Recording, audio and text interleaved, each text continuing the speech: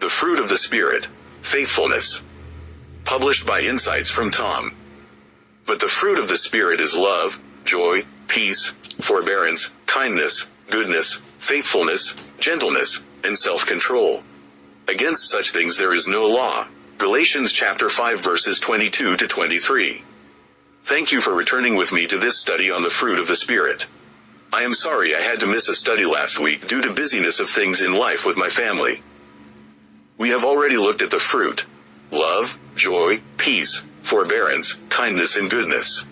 Today I want to look at faithfulness and what that looks like in the life of a believer. Faithfulness is being true to one's word in both word and action. It is being able to be trusted in every way. In this fallen world, faithfulness is very difficult to find. People are faithful only as long as it is beneficial to them and they can see the benefits.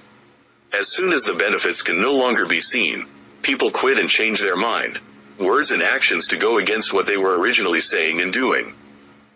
Employers are no longer strongly faithful to their workers. It is only about making the business look good. Workers do not remain faithful to the employer. They only want to make the most money for the least amount of work. Solomon brings up a very good point. People all over the world claim to have unfailing love, yet, that love often fails. The person is not faithful to their word. If you don't believe it, look at marriages. How many people claim undying love at the wedding, in and out of the church, only to end in divorce and hate a few years later? People are quick to change their minds and hearts towards someone or some task. They choose to step away, rather than stick it out and being faithful. Every excuse under the sun is given to be able to cancel former promises and vows. It is difficult to find a person who is truly faithful. The beginning example of faithfulness is found in God. From the first day of creation until this day, God has proven himself faithful. God has always done what he said he would do. God promised salvation to Adam when he was kicked out of the garden. Several thousand years later, God fulfilled that promise in Jesus. Jesus was faithful to God and to his mission of saving people as he walked on this earth. He did not allow himself to be deterred from the mission to die upon the cross to save all people. As a believer and follower of Jesus, we are to be just like him. This means we should be faithful in everything. God and others can trust that what we say we will do, we will do it. We will always act in love and care for others and God. Moses was one who was seen as being faithful to God. Even though he did slip up at times and make bad choices, he, as a whole, remained faithful to God. He led and taught the Israelites as God wanted them to be led. Our lives should have the same epithet that Moses had, that we are faithful to God. This means we are being his true witness of who Jesus is and what he has done and will do for every person. We are to do the work God has called us to do, be his witness. Being faithful in being his witness means that we will be that witness every time we can in every situation. We will not back down from being his witness because we are faithful.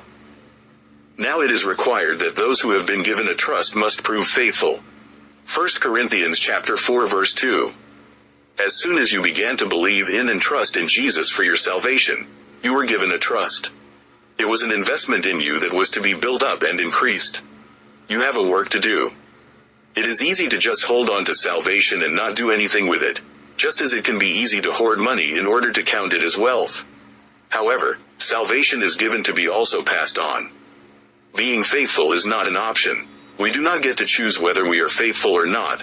We must be faithful just as Jesus was faithful. His master replied, "Well done, good and faithful servant. You have been faithful with a few things. I will put you in charge of many things. Come and share your master's happiness." Matthew chapter 25 verse 23. Jesus gave a parable about faithfulness. Those who are faithful with what God has given them will be rewarded. Those who are not faithful with what God has given them will lose everything. We have been given salvation and the gospel message.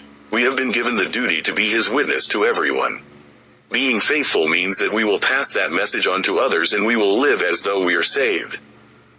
You can ask yourself if God would be able to say that you are a good, a faithful servant. Being filled with his Holy Spirit, you will be able to answer yes to that question. In our own strength, we will fail in being faithful. It is easy to be led astray and change who or what we are following or doing. The world is following their own desires at the moment, changing all the time, unfaithful to anything. As a believer, you are to be faithful. Jesus has given you His Holy Spirit to give you what you need. As you walk by His Holy Spirit, being led by Him, you will be faithful to God and to others. You will always think, say and do the right thing. God and others will be able to trust that you will always do the right thing every time because you are faithful. Going back to Galatians, you can see how the fruit of the Spirit works in your life. It begins with love that brings about joy, leading to peace, leading to forbearance, which then causes you to be kind and full of goodness.